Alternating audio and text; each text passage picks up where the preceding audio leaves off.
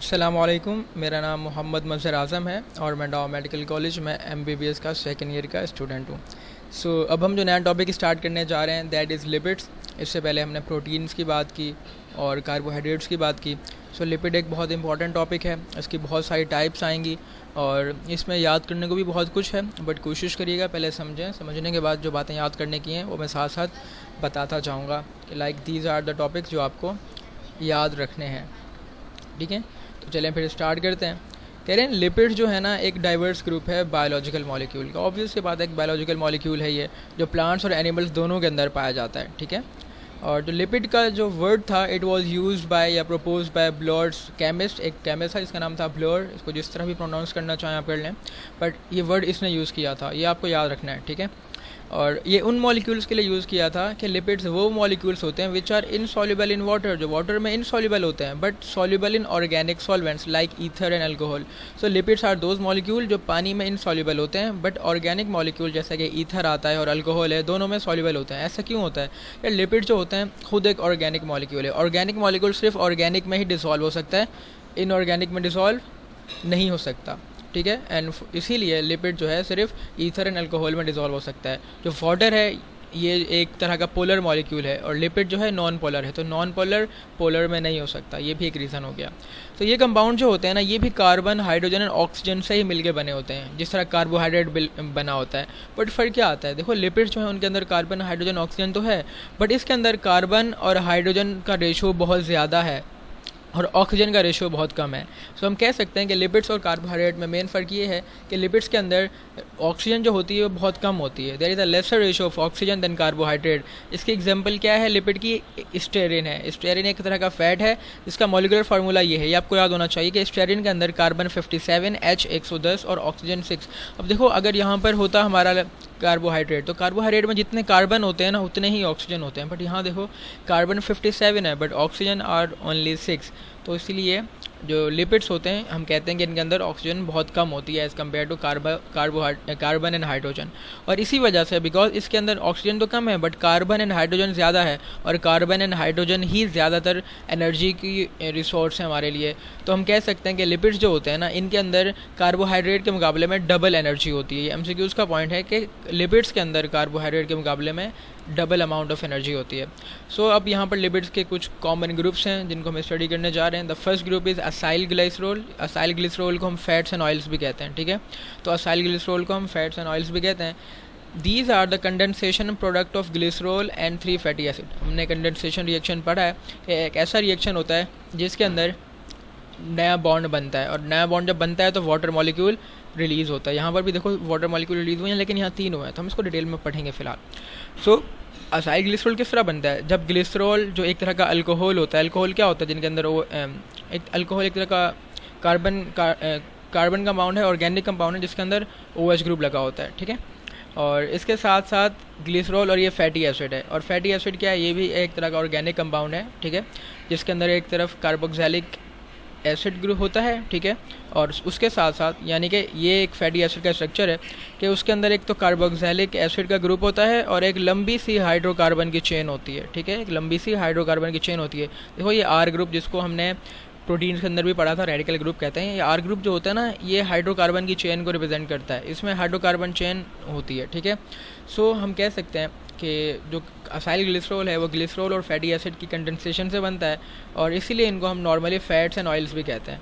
और अगर हम इनकी डेफिनेशन लिखना चाहेंगे असाइल ग्लिसरॉल को हम डिफाइन कैसे करेंगे, तो they can be defined as they are the esters of glycerol and fatty acid.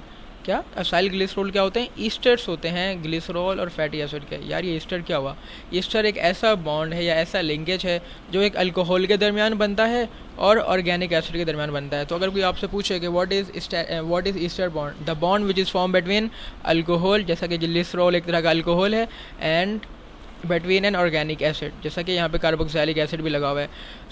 The bond which is form between an alcohol and organic acid, जैसा कि यहाँ पर फैटी एसिड के अंदर हमारा कार्बोक्सिलिक एसिड का ग्रुप भी है।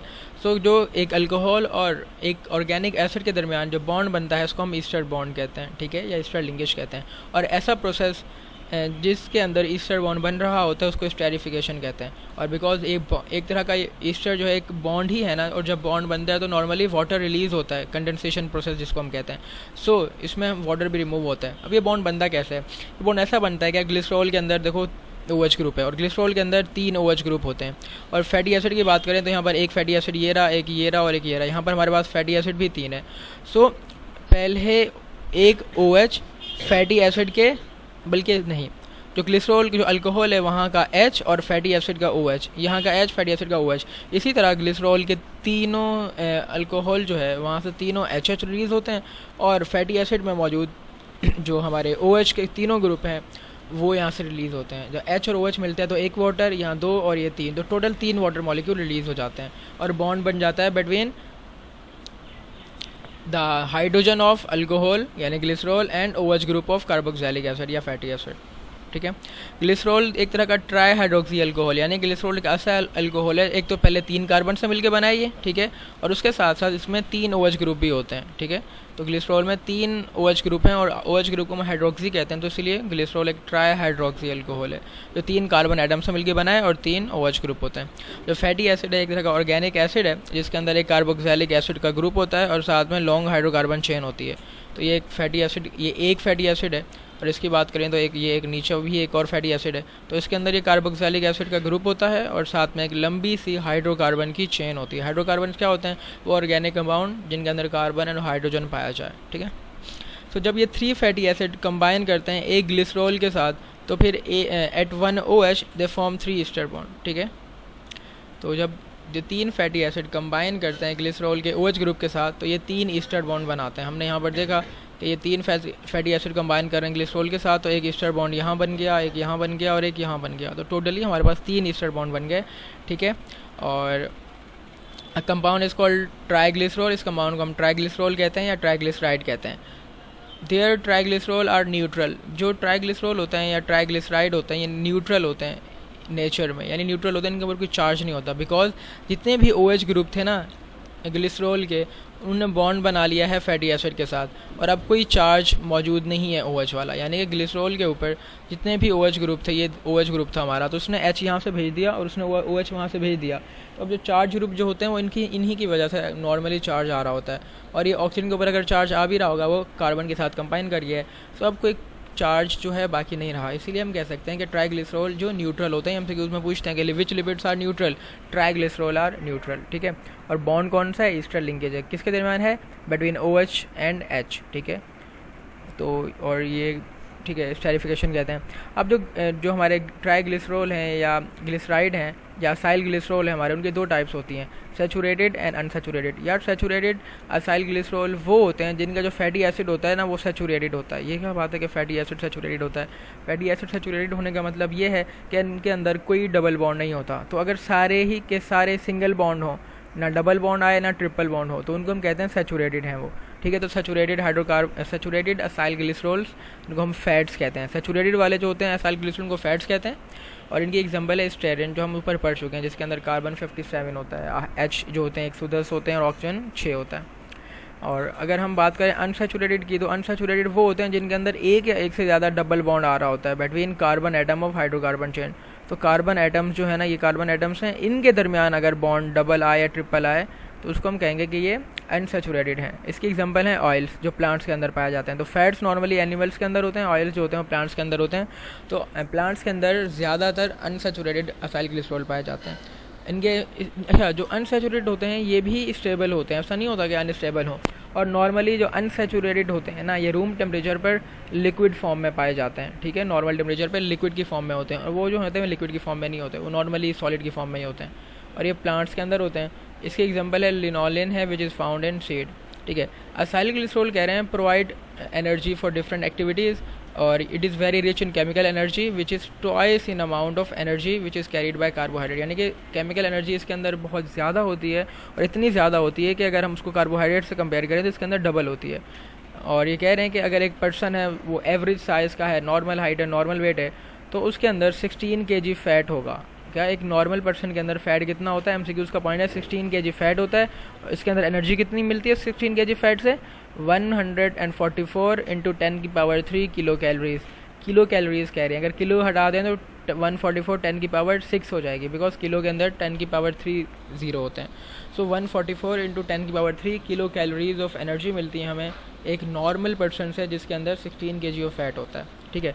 सो हमने असाइल ग्लिसरॉल को डिस्कस कर लिया। अब हम फॉस्फोलिपिड्स के बारे में बात करते हैं। यार फॉस्फोलिपिड बहुत इंपॉर्टेंट पार्ट है, ये हम इसको सेल मेम्ब्रेन जो हमारा सेल स्ट्रक्चर है उसमें डिटेल में पढ़ेंगे कि फॉस्फोलिपिड जो होता है वो सेल मेम्ब्रेन का इंपॉर्टेंट पार्ट होता है, वो सेल मेम्ब्रेन को बनाता है, ठीक है। सेल मेम्ब्रेन जो होती है नॉर्मली हम कहते हैं कि वो फॉस्फोलिपिड की बाय लेयर से मिलकर बनी, यानी फॉस्फोलिपिड्स की 2 लेयर्स मौजूद होती हैं हमारी सेल मेम्ब्रेन के अंदर। और फॉस्फोलिपिड क्या करता है, जो फॉस्फोलिपिड है ना वो एक फ्लूइडिटी मेंटेन करता है। क्या फ्लूइडिटी मेंटेन करता है, किसकी, सेल मेम्ब्रेन की। अच्छा, फॉस्फोलिपिड्स क्या हैं, ये वो लिपिड्स हैं which is a condensation product of glycerol, जो इसमें एक तो ग्लिसरॉल होता है, ठीक है भाई, और फैटी एसिड इसमें 2 होते हैं। हमने पढ़ा असाइल ग्लिसरॉल में फैटी एसिड 3 होते थे, लेकिन फ़र्क यहाँ पर आ गया कि फॉस्फोलिपिड के अंदर एक ग्लिसरॉल होता है, यानी वो जो 3 कार्बन वाला अल्कोहल था, और साथ में 2 फैटी एसिड होते हैं, और एक कोलिन होता है और एक फॉस्फेट का ग्रुप होता है। तो फ़र्क क्या आ गया कि ये ग्लिसरॉल को पूरा का पूरा आएगा, 2 फैटी एसिड होंगे ये वाले, यानी कि यहाँ तक फैटी एसिड होंगे, और जो नीचे वाला OH ग्रुप होगा वहाँ पर फॉस्फेट का ग्रुप लगा होगा, ठीक है। और फॉस्फेट ग्रुप के साथ साथ वहाँ पर एक कोलिन जो कि एक तरह का बेस है वो भी लगा होगा, नाइट्रोजनस बेस है वो लगा होगा, ठीक है। सो हम बात करते हैं कि phospholipid is the most important group of lipid, ये मोस्ट इंपॉर्टेंट ग्रुप है लिपिड का, ठीक है, बायोलॉजिकल पॉइंट ऑफ व्यू से। फॉस्फोलिपिड जो है कह रहे हैं असाइल ग्लिसरॉल की तरह होता है, बट फ़र्क क्या होता है कि इसके अंदर एक फैटी एसिड जो है वो कम होता है, और उस कम जो होता है तो उसको रिप्लेस कर देते हैं बाय फॉस्फेट, और जो फॉस्फेट होता है ख़ुद एक नाइट्रोजिनस कंपाउंड के साथ अटैच होता है जिसको कोलिन कहते हैं, ओके। सो फॉस्फोलिपिड जो होता है इसके 2 एंड होते हैं, एक ऐसा एंड होता है जो फैटी एसिड से मिलकर बना होता है, यानी एक ऐसा एंड होता है जिसके ऊपर फैटी एसिड की 2 चेन होती हैं, ये फैटी एसिड वाला एंड है, इसके ऊपर 2 चेन है, एक चेन ये रही हमारी और एक चेन ये रही, ठीक है। तो फैटी एसिड जो होता है, जो फॉस्फोलिपिड होता है उसके 2 एंड होते हैं, एक ये टेल वाला एंड है और ये हेड वाला है। जो हेड वाला है वहाँ पर एक हमारा फॉस्फेट ग्रुप होता है और फॉस्फेट ग्रुप के साथ कोलिन लगा होता है, ठीक है। तो यानी कि यहाँ पर ये चेन है हमारी फैटी एसिड की चेन, और ये हेड ग्रुप है, हेड ग्रुप में फॉस्फेट लगा होगा और उसके साथ ये नाइट्रोजिनस कोलिन लगा होगा, ठीक है। यहाँ पर भी ये बात दिखाई गई है कि ग्लिसरॉल है, ग्लिसरॉल के साथ ये फॉस्फेट ग्रुप लगा हुआ है, और यहाँ पर कोलिन अटैच है, उसके साथ नीचे फैटी एसिड की 2 चेन है। तो यही है सब कुछ के इसमें एक फैटी एसिड होता है, और जो फैटी एसिड होते हैं ना नॉर्मली वो नॉन पोलर होते हैं, यानी कि इनके ऊपर कोई चार्ज नहीं होते, और देयरफॉर ये वाटर रिपेलेंट होते हैं। वो चीज़ जो वाटर को रिपेल करती है, जो वाटर को पसंद नहीं करती, जो वाटर के अंदर डिसॉल्व नहीं हो सकती, इसको हम हाइड्रोफोबिक कहते हैं। तो जो फैटी एसिड की चेन होती हैं, जो 2 चेन होती हैं, जो टेल पार्ट बना रहे हैं वो हाइड्रोफोबिक होता है, तो फैटी एसिड की चेन आर हाइड्रोफोबिक। और जो फॉस्फेट एंड कोलिन जो ऊपर हेड बना रहे हैं वो पोलर होते हैं, यानी इनके ऊपर चार्ज मौजूद होता है, किसके ऊपर, फॉस्फेट एंड कोलिन के ऊपर, ठीक है, जो हेड बना रहे हैं। और अगर चार्ज होता है तो ऑब्वियस सी बात है वाटर को अट्रैक्ट करेंगे, बिकॉज वाटर एक तरह का पोलर मॉलिक्यूल है, वो भी पोलर मॉलिक्यूल को अट्रैक्ट करता है। सो ये क्या होते हैं, दे लव वाटर, और जो चीज़ वाटर को लव करती है, वाटर को रिपेल नहीं करती, हम उनको कहते हैं हाइड्रोफिलिक। हाइड्रोफिलिक का मतलब है water loving and hydrophobic is water hating. Phospholipid जो होते हैं ना सारे लिविंग सेल्स के अंदर मौजूद होते हैं, और ख़ास तौर पे ये मेम्ब्रेन बनाते हैं लिविंग सेल्स की, ठीक है। और they are related to vital function such as regulation of cell permeability, ये सेल की परमिएबिलिटी को कंट्रोल करते हैं, इंपॉर्टेंट पॉइंट है। और ट्रांसपोर्ट प्रोसेस, सेल की परमिएबिलिटी यानी कि कुछ चीज़ों को ये आने देते हैं, कुछ को आने नहीं देते, ये इंपॉर्टेंट पॉइंट है, ठीक है। तो कि फॉस्फोलिपिड जो होते हैं परमिएबिलिटी को और ट्रांसपोर्ट को कंट्रोल करते हैं, और इसके साथ साथ सेल मेम्ब्रेन की जो प्रॉपर्टीज़ हैं वो फॉस्फोलिपिड पर डिपेंड करती हैं। तो ये था हमारा फॉस्फोलिपिड, ठीक है, जिसके अंदर कोलिन होता है, फॉस्फेट होता है, 2 फैटी एसिड चेन होती हैं और एक ग्लिसरॉल होता है। ये स्ट्रक्चर इंपॉर्टेंट है, सिर्फ ये याद होना चाहिए कि इसके अंदर एक फॉस्फेट ग्रुप होता है, एक ग्लिसरॉल होता है, 2 फैटी एसिड चेन होती हैं और एक नाइट्रोजिनस कंपाउंड होता है जिसको हम कोलिन कहते हैं, ठीक है। और जो टेल होती है वो वाटर हीटिंग होती है, जो हेड होता है वाटर लविंग होता है। Tail is hydrophobic and head is water loving यानी कि हाइड्रोफिलिक। वैक्सीज की बात करें तो वैक्सीज जो होते हैं ये ईस्टर्स होते हैं of long chain mono alcohol and long chain fatty acid, यानी कि जो वैक्सीज हैं हमारे, इनके अंदर एक अल्कोहल होता है मोनो अल्कोहल जिसकी एक लंबी चेन होती है, और साथ साथ फैटी एसिड की भी चेन होती है। तो अगर यहाँ देखें कि ये हमारे पास एक अल्कोहल का ग्रुप है, ठीक है, इसके अंदर एक अल्कोहल की चेन है पूरी, देखो लंबी सी चेन है 20 तकरीबन ये 30 कार्बन की, और उसके साथ साथ एक लंबी चेन होती है फैटी एसिड की। सो लॉन्ग चेन है अल्कोहल, लेकिन कैसा अल्कोहल, मोनो अल्कोहल, यानी कि एक OH ग्रुप वाला।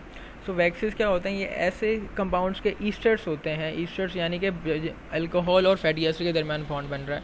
तो ये ईस्टर्स होते हैं लॉन्ग चेन मोनो अल्कोहल और लॉन्ग चेन फैटी एसिड के। ये MCQs का पॉइंट है कि the esters of long chain alcohol and fatty acid is called waxes. ठीक है, लॉन्ग चेन का जब भी जिक्र आएगा वैक्सेस लिखना आपने।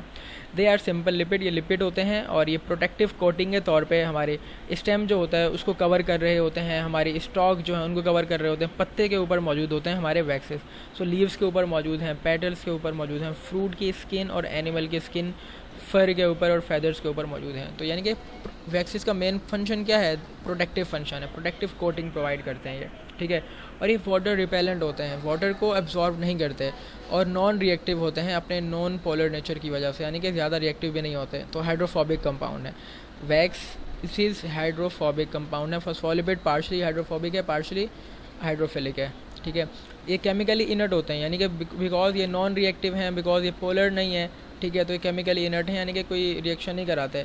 और जब रिएक्शन नहीं करते, केमिकली इनर्ट हैं, तो यानी कि एटमॉस्फेयर में अगर ऑक्सीजन जिस तरह जंग लगा देती है ना, तो उनके ये ऑक्सीजन के साथ रिएक्शन नहीं करेंगे, तो एटमॉस्फेरिक ऑक्सीडेशन के साथ भी ये रेजिस्टेंस होते हैं।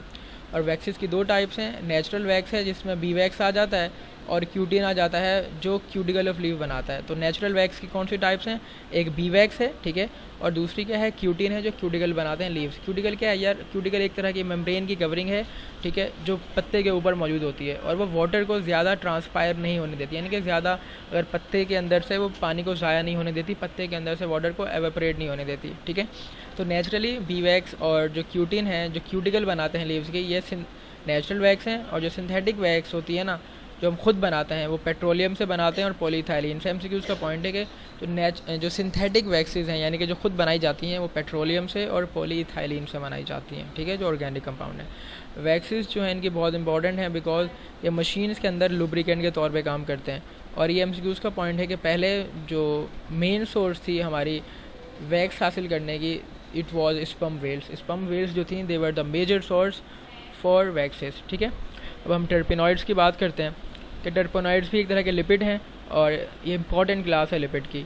और जो टर्पेनॉइड्स होते हैं वो एक आइसोप्रीनॉइड यूनिट से मिलकर बने होते हैं। MCQ का पॉइंट है। और आइसोप्रीनॉइड का स्ट्रक्चर जिसमें 5 कार्बन है और 8 हाइड्रोजन है, ये याद रखो या ना रखो इससे फ़र्क नहीं पड़ता, बट ये याद होना चाहिए कि आइसोप्रीनॉइड यूनिट में 5 कार्बन है और हाइड्रोजन 8 हैं। ये आ सकता है कि भाई आइसोप्रीनॉइड का फार्मूला क्या है, तो C5H8। ठीक है, टर्पेनॉइड जो है ये क्लास है लिपिड्स की जिसके अंदर जो आइसोप्रीनॉइड यूनिट्स जो होते हैं उनसे मिलके बनी है, यानी कि बहुत सारे आइसोप्रीनॉइड यूनिट कंबाइन करके टर्पेनॉइड बनाएंगे।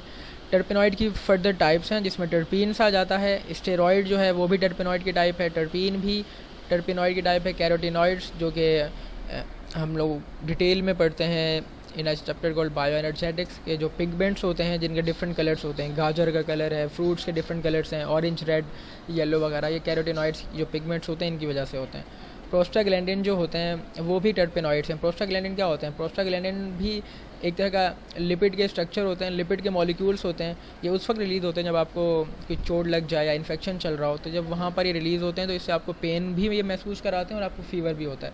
तो प्रोस्टाग्लैंडिन जो है ना वो एक तरह की इम्यून सिस्टम का रोल प्ले करते हैं। जब आपको चोट लग जाए तो आपको दर्द महसूस कराते हैं ताकि आपके ब्रेन को पता चले कि यार हमारे जिस्म के अंदर कोई मसला चल रहा है। जब आपको पेन होगा तभी तो आप फिर इलाज करवाओगे ना, वरना अगर आपको अंदर बीमारी होती रहे, आपको पता ही ना चले, यानी आपकी बीमारी का डायग्नोसिस ही ना हो, आप पहचान ही ना पाओ कि बीमारी है भी या नहीं है, तो अक्सर लोगों की मौत इसी वजह से होती है ना। लाइक कैंसर जिनको होता है वो कैंसर डायग्नोस ही नहीं होता, तो फिर क्या होता है कि बहुत टाइम बाद जाकर जब कैंसर एक बड़ी स्टेज पर चला जाता है तो फिर वो डायग्नोस हो जाता है, बिकॉज आपका वेट लॉस हो रहा होता है और डिपेंड करता है कैंसर कहाँ पर है तो उसके असरात आते हैं दिमाग के अंदर। अगर ब्रेन कैंसर है तो आपको झटके लगना स्टार्ट हो जाते हैं जिनको हम सीजर्स कहते हैं। ठीक है, तो ये फर्दर खैर हम टॉपिक से बहुत आउट हो जाएंगे। तो प्रोस्टाग्लैंडिन जो हैं ये बहुत इंपॉर्टेंट रोल प्ले करते हैं, फीवर करते हैं, ये इन्फ्लेमेशन यानी सूजन भी करते हैं, हम इसको आगे पढ़ेंगे।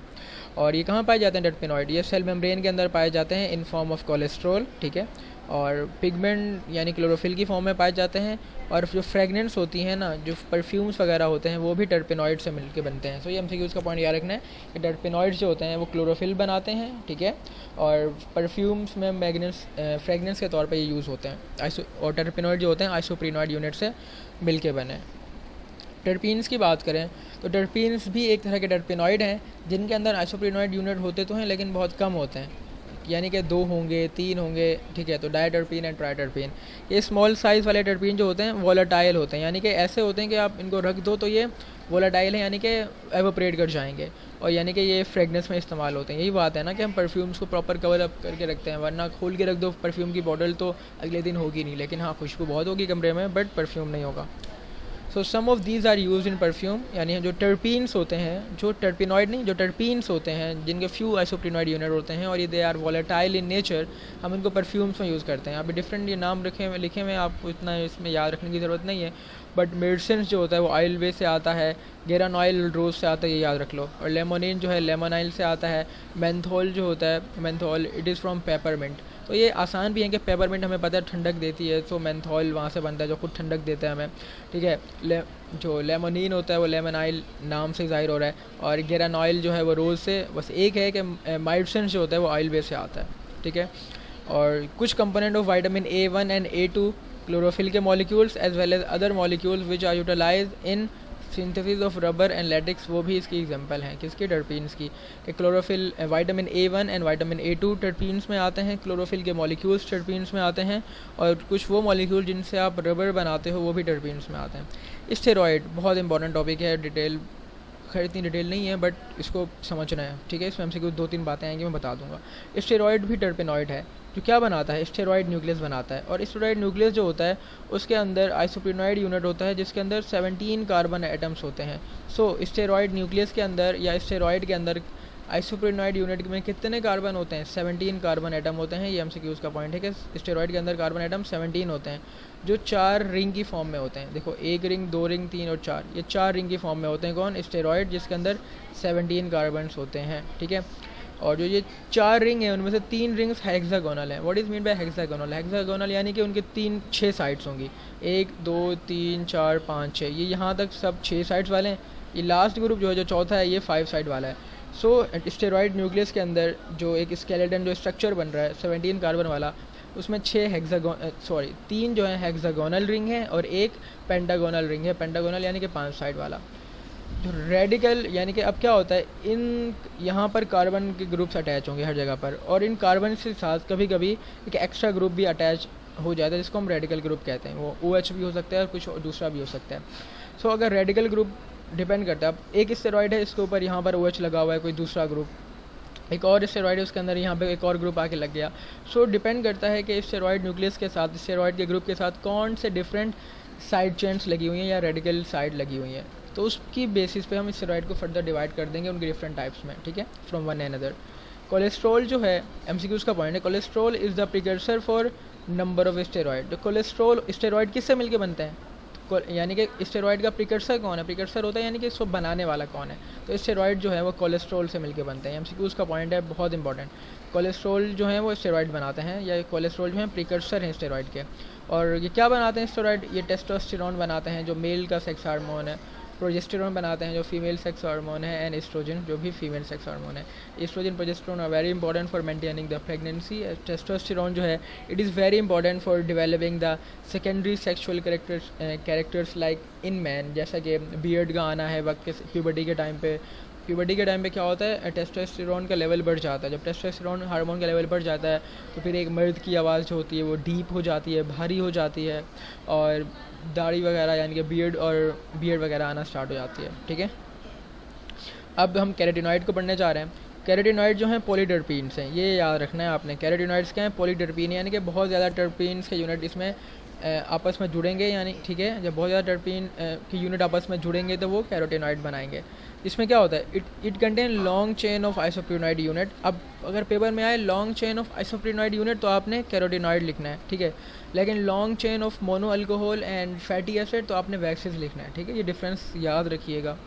तो कैरोटीनॉइड जो होते हैं पॉलीटर्पीन्स होते हैं जिनके अंदर लॉन्ग चेन होता है आइसोप्रिनॉइड यूनिट का, और उसके अंदर क्या होता है, जो आइसोप्रिनॉइड यूनिट होता है ना, इस लॉन्ग चेन के आखिर में या तो एक साइड पे या दोनों साइड पे आइसोप्रिनॉइड के रिंग्स भी होते हैं, ठीक है, या एक टर्मिनल पे या दोनों टर्मिनल्स पे।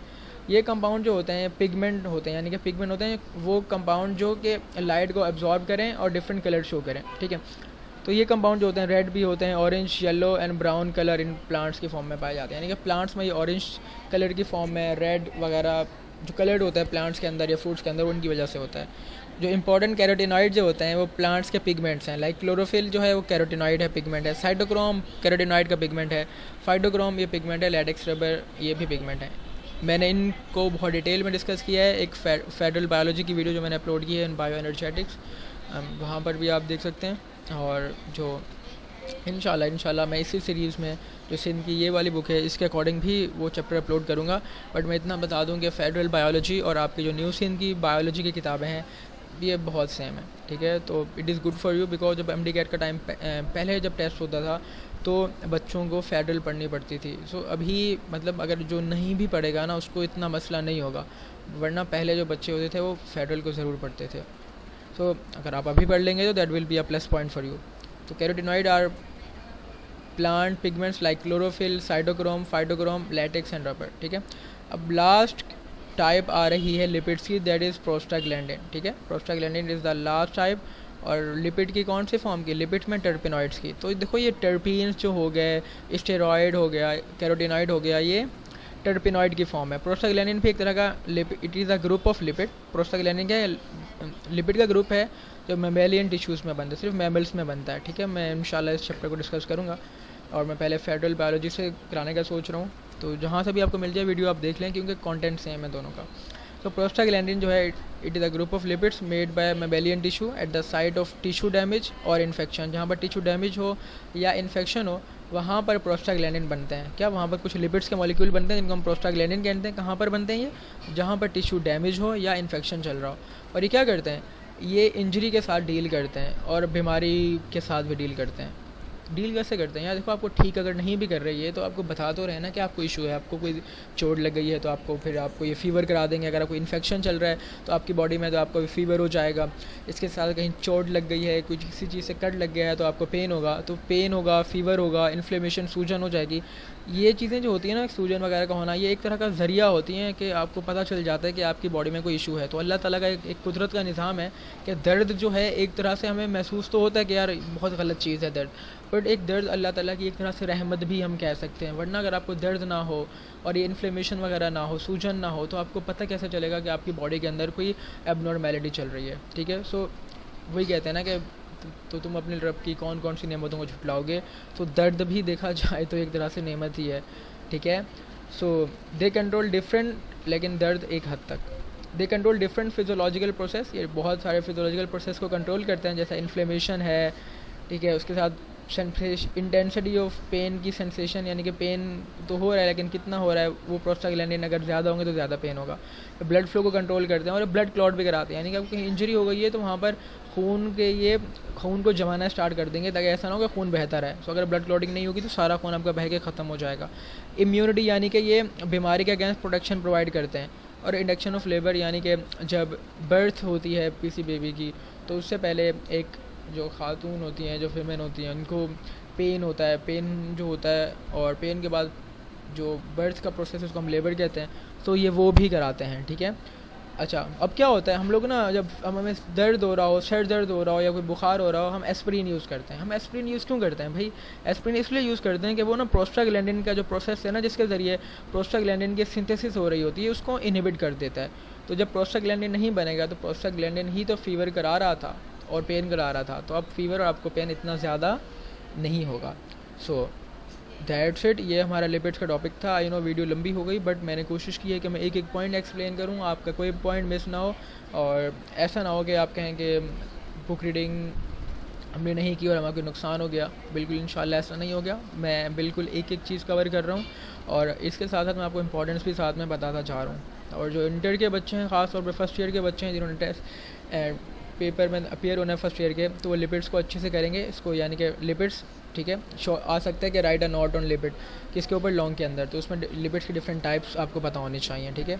और इवन के सिर्फ आपको टर्पिनॉइड्स का टॉपिक भी आ सकता है कि define terpenoids and types of terpenoid. तो टर्पिनॉइड और टर्पिनॉइड की टाइप्स पूछेंगे तो आपने ये प्रोस्टाग्लैंडिन भी लिखना है, उसमें एक कैरोटिनॉइड भी लिखने हैं, टर्पीन्स भी लिखने हैं, और ये स्टेरॉइड भी लिखने हैं, ठीक है। तो दैट इज़ इट। इंशाल्लाह मिलते हैं नेक्स्ट वीडियो में, जिसमें we will discuss about another topic that is nucleic acid, जो कि ये भी बहुत इंपॉर्टेंट टॉपिक है और इंटर के लिहाज से ये लॉन्ग के लिए बहुत इंपॉर्टेंट है और शॉर्ट के लिए इसका स्ट्रक्चर आता है, ठीक है। और अगर बात करें MD-CAT वगैरह के लिए तो उसमें यहाँ से MCQs बहुत आते हैं, ठीक है। बॉन्डिंग हो गई और कौन से न्यूक्लियोटाइड हैं, प्यूरीन्स क्या हैं, पैरामिडीन्स क्या हैं, ये सब डिस्कस करेंगे इंशाल्लाह नेक्स्ट वीडियो में। तब तक के लिए अल्लाह हाफ़िज़।